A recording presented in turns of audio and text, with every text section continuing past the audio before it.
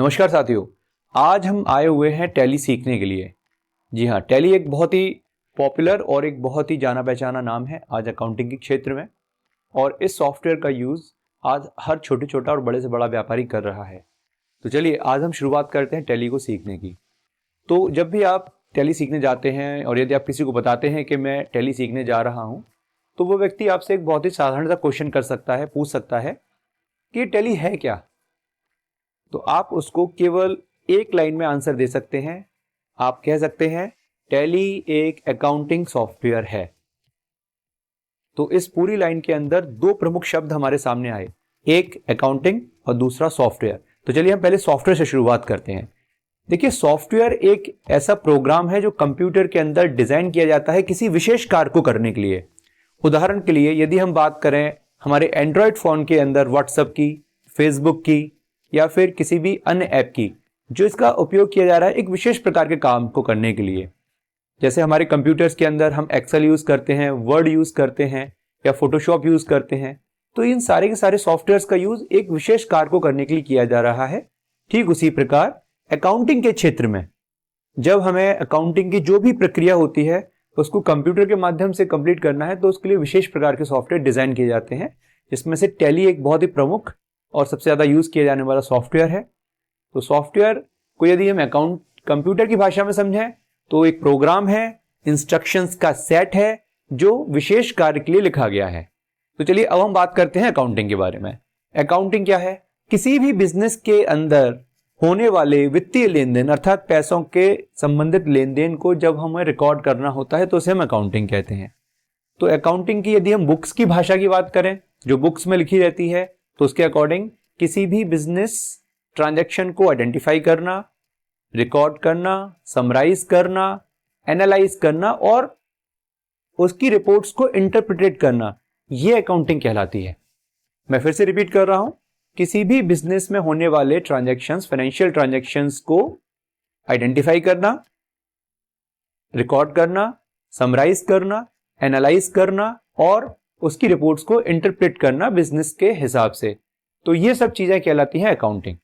तो अभी हम बात कर रहे हैं अकाउंटिंग के फेजेस यानी कि अकाउंटिंग के स्टेप्स के बारे में। तो अकाउंटिंग का पहला स्टेप, सबसे पहले हम किसी भी ट्रांजैक्शन को आइडेंटिफाई करते हैं। आइडेंटिफाई करने का अर्थ इस लेन देन को क्या वाकई में हमें रिकॉर्ड करना है या ये केवल एक इंफॉर्मेशन है। जैसे किसी कस्टमर से ऑर्डर मिला, ये एक इंफॉर्मेशन है जिसको हम कहीं भी अकाउंटिंग में रिकॉर्ड नहीं करेंगे। लेकिन एक कस्टमर से एडवांस पैसा आया या एक कस्टमर को हमने माल बेचा, ये एक ऐसा ट्रांजैक्शन है जिसे हम अकाउंटिंग के नियमों के अनुसार रिकॉर्ड करेंगे। इसके अलावा बैंक से सीसी लिमिट बनी। अब ये सीसी लिमिट बनी शब्द जो है वो हमें एक इंफॉर्मेशन दे रहा है कि यस, अब बैंक से हमें सीसी लिमिट हमारी तैयार है, वी कैन विड्रॉ मनी। लेकिन यदि मैं कहूं कि मैंने सीसी लिमिट खाते से किसी पार्टी को पेमेंट किया या मेरे सीसी लिमिट खाते के अंदर पैसा आया, then it is a financial transaction और इसे हम लोग रिकॉर्ड करेंगे। सो ये मेरा पहला स्टेप है जिसमें मैंने ट्रांजैक्शंस को आइडेंटिफाई किया। Step number 2, that is called recording of financial transaction.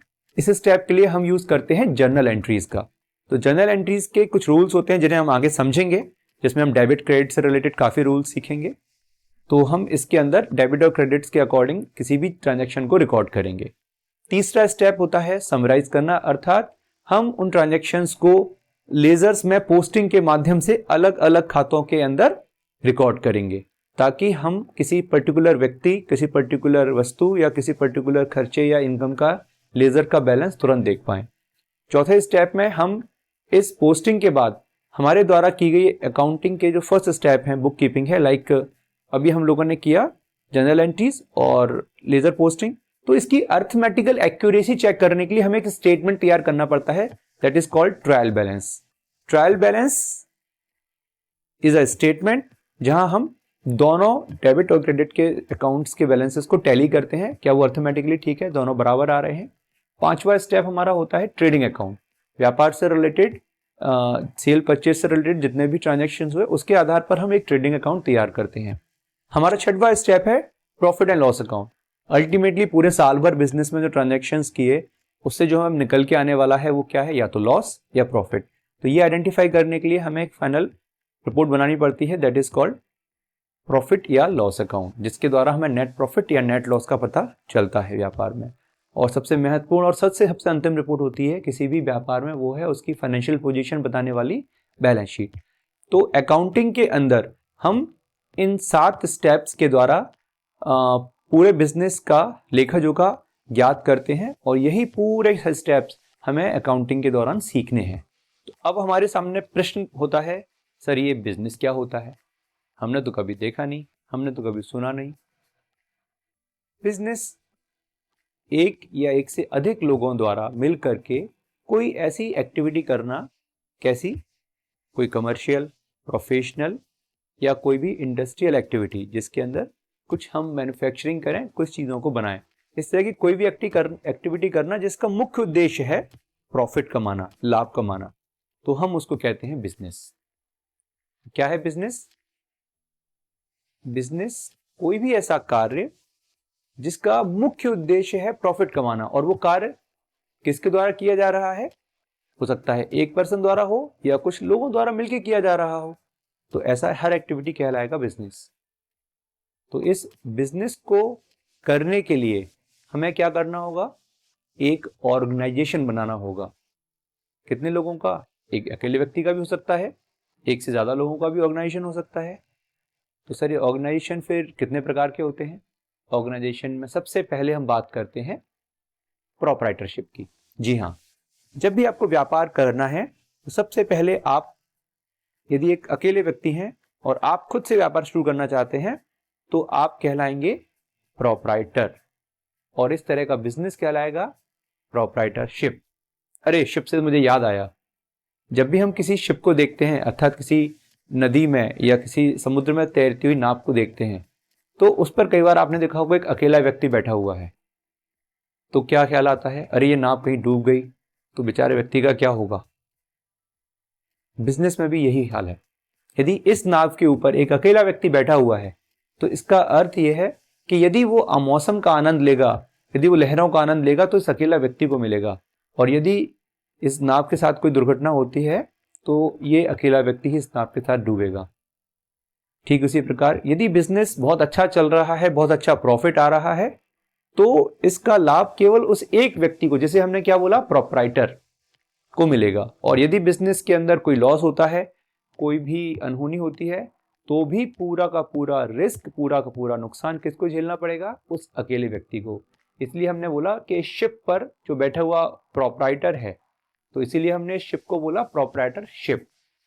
चलिए अब हम आगे बढ़ते हैं। अब हम बात करते हैं पार्टनरशिप की। जी हाँ, पार्टनरशिप, पार्टनर हमेशा कम से कम 2 व्यक्ति होते हैं और अधिकतम हो सकते हैं 20 व्यक्ति।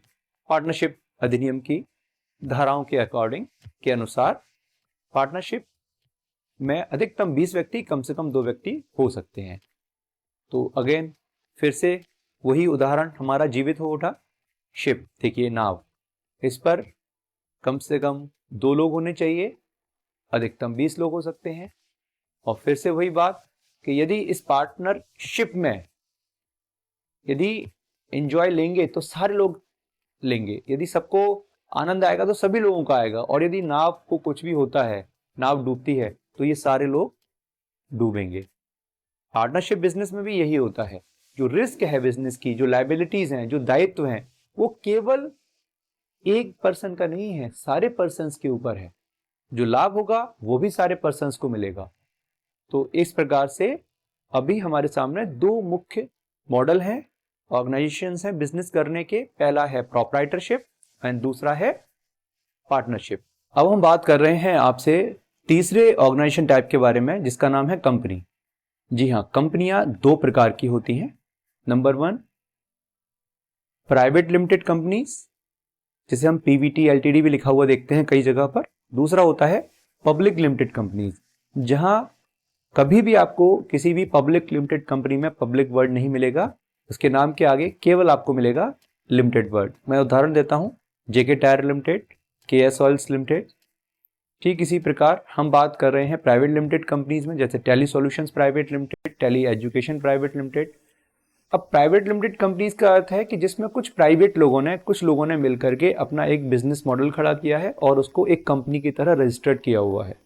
जबकि जब कोई कंपनी पब्लिक लिमिटेड बनती है, अर्थात अब वो कंपनी बाहर से पब्लिक का पैसा लेने के लिए तैयार होती है। नॉर्मली प्राइवेट कंपनीज में पब्लिक का पैसा नहीं लग सकता है, मतलब कोई भी व्यक्ति उसके अंदर इन्वेस्टमेंट नहीं कर सकता है साधारण तरीके से। लेकिन पब्लिक लिमिटेड कंपनीज के अंदर बाहर के व्यक्ति एक प्रोसीजर के थ्रू इन्वेस्टमेंट्स कर सकते हैं। और पब्लिक लिमिटेड कंपनियां दो तरह की होती हैं, एक लिस्टेड एक अनलिस्टेड। इसके विषय में हम किसी दिन और चर्चा करेंगे आपसे। तो अभी हम बात कर रहे हैं यहाँ कंपनीज मॉडल में। तो कंपनीज मॉडल के अंदर जो सबसे इंपॉर्टेंट चीज़ है, क्यों बना कंपनी मॉडल, तो कंपनीज के अंदर एक शब्द लिखा होता है, प्राइवेट लिमिटेड हो या लिमिटेड पब्लिक लिमिटेड, दोनों में एक लिमिटेड शब्द कॉमन है। अर्थात ये लिमिटेड शब्द हमें क्या बता रहा है कि इस कंपनी को व्यापार करते समय इसके ऊपर जो भी दायित्व आएंगे वो इसके पास उपलब्ध संपत्तियों यानी कि असेट्स तक सीमित हैं। यदि किसी वजह से कंपनी को घाटा होता है, कंपनी अपने दायित्व चुकाने में असफल होती है, तो कोई भी बाहरी व्यक्ति जो पैसा जिसको चाहिए इस कंपनी से, वो केवल इस कंपनी पर उपलब्ध संपत्तियों तक ही दावा कर सकता है। ठीक इसी प्रकार एक चौथा मॉडल और डेवलप हुआ, उसको बोला गया LLP अर्थात लिमिटेड लायबिलिटी पार्टनरशिप। इस लिमिटेड लायबिलिटी पार्टनरशिप के अंदर पार्टनरशिप और कंपनी दोनों मॉडल्स के कुछ कुछ एलिमेंट्स डाल करके एक चौथा मॉडल तैयार किया गया। और इसके अंदर होता ये कंपनी की तरह ही काम करता है, लेकिन इसके अंदर कुछ चीज़ें पार्टनरशिप जैसी होती हैं। ये भी आजकल बहुत पॉपुलर हो रहा है। ये भी हम एक सेपरेट टॉपिक है, तो इसके बारे में हम फिर कभी डिटेल में वीडियो बनाएंगे। यदि हम बात करें ऑर्गेनाइजेशंस की, तो कुछ ऑर्गेनाइजेशंस ऐसी भी हैं जो एक्टिविटीज़ कर रही हैं जिसमें कमर्शियल एक्टिविटीज़ हो रही हैं, लेकिन उनका उद्देश्य प्रॉफिट कमाना नहीं है। अर्थात वो केवल समाज की भलाई के लिए काम कर रही हैं, बच्चों की एजुकेशन के लिए काम कर रही हैं, मेडिकल ट्रीटमेंट के लिए काम कर रही हैं। तो ऐसी संस्थाओं को सामान्यतः समितियाँ कहते हैं, ट्रस्ट कहते हैं। तो अकाउंटिंग तो इनकी भी होती है, लेकिन चूंकि इनका उद्देश्य प्रॉफिट कमाना नहीं है, इसलिए हम इनको बिजनेस कैटेगरी में नहीं रख सकते हैं। तो अभी एक बार हम समराइज कर लेते हैं फिर से। बिजनेस ऑर्गेनाइजेशंस कितने प्रकार के हुए? पहले प्रोप्राइटरशिप, फिर पार्टनरशिप, फिर private limited companies, public limited companies, LLPs यानी कि लिमिटेड लायबिलिटी पार्टनरशिप, और कुछ स्थितियों में कुछ ऑर्गेनाइजेशन जैसे कि NGOs। नमस्कार दोस्तों, तो आज हमारा टॉपिक है टाइप्स ऑफ बिजनेस सेक्टर। तो बिजनेस सेक्टर्स के बारे में हम चर्चा करेंगे। तो अभी हम बताएं बिजनेस सेक्टर 4 प्रकार के होते हैं। सबसे पहले हम बात कर रहे हैं आप लोगों से प्रोडक्शन ऑफ रॉ मटेरियल की। जी हाँ, रॉ मटेरियल किसी भी बिजनेस को चलाने के लिए, किसी भी एक्टिविटी को करने के लिए सबसे पहली नीड है उसके कच्चे माल की। तो जहां कहीं से कच्चा माल बनाया जाता है या निकाला जाता है, ऐसे बिजनेसेस को हम कहते हैं production of raw material businesses. जी हाँ, अभी हम बात करते हैं दूसरे एक्टिविटी की। दूसरा बिजनेस टाइप होता है, बिजनेस सेक्टर है, वो है मैन्युफैक्चरिंग यानी कि विनिर्माण, उद्योग लगाना। हमारे देश के अंदर हमारे प्रधानमंत्री श्री आदरणीय Narendra Modi ji make in India project के तहत इसी चीज़ को बढ़ावा दे रहे हैं कि ज़्यादा से ज़्यादा चीज़ों का उत्पादन मैन्युफैक्चरिंग इंडिया में ही हो। जी हाँ, तो हमारे आसपास हम ऐसे बहुत सारे उदाहरण ले सकते हैं जहां हम ये देखते हैं कि चीज़ें बन रही हैं। मैं हमेशा ही अपने स्टूडेंट्स को ये उदाहरण देता हूँ, बड़ा अच्छा एग्जाम्पल है मेरे लिए। कोई भी घर के अंदर यदि कोई भी गृहिणी यदि रसोई में काम करती है और वो चपाती बनाने का कार्य करती है, तो इस पूरी प्रक्रिया को हम समझें तो आपको मैन्युफैक्चरिंग प्रोडक्शन की एक्टिविटी बड़े इजीली समझ में आ जाएगी। वो सबसे पहले आटा लेती है, उस आटे के अंदर कुछ नमक डालती है और उसके पास वो सारी सुविधाएं होती हैं, बर्तन है, गैस है, तवा है, सारी चीज़ें उसके पास रहती हैं, चकला है, बेलन है। और उसके बाद उसके पास स्किल है, उसके पास वो नॉलेज है, प्रोसेस मालूम है उसको कैसे करना है।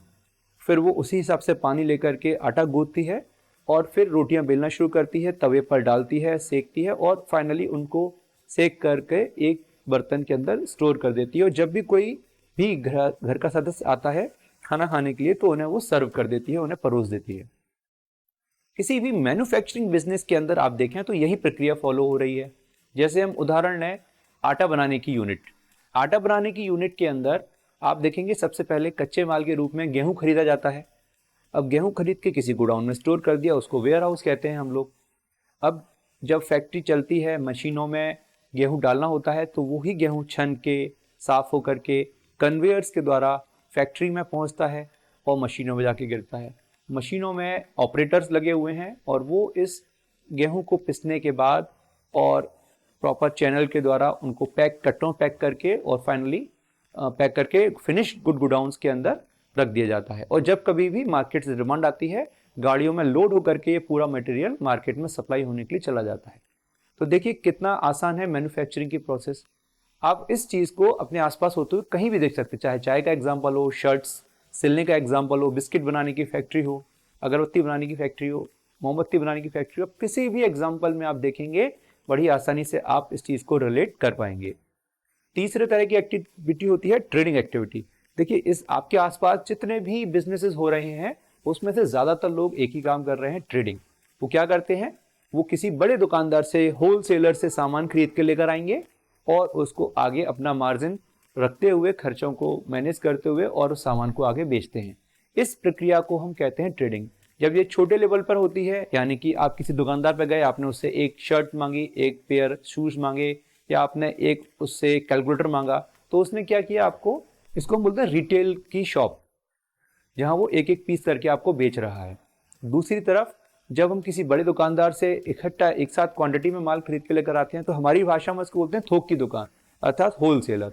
तो इस प्रकार देखा जाए तो ट्रेडिंग की एक्टिविटी होलसेल और रिटेल दो कैटेगरीज में बटी होती है।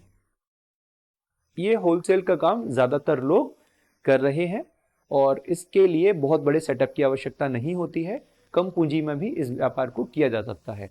जबकि किसी मैन्युफैक्चरिंग यूनिट को लगाने के लिए हमें पूरी प्रोसेस, पूरी प्रक्रिया पता होनी चाहिए और उसके लिए हमें कुछ पूंजी ट्रेडिंग एक्टिविटी की तुलना में ज़्यादा की ज़रूरत पड़ती है, ज़मीन की आवश्यकता वहाँ रहती है।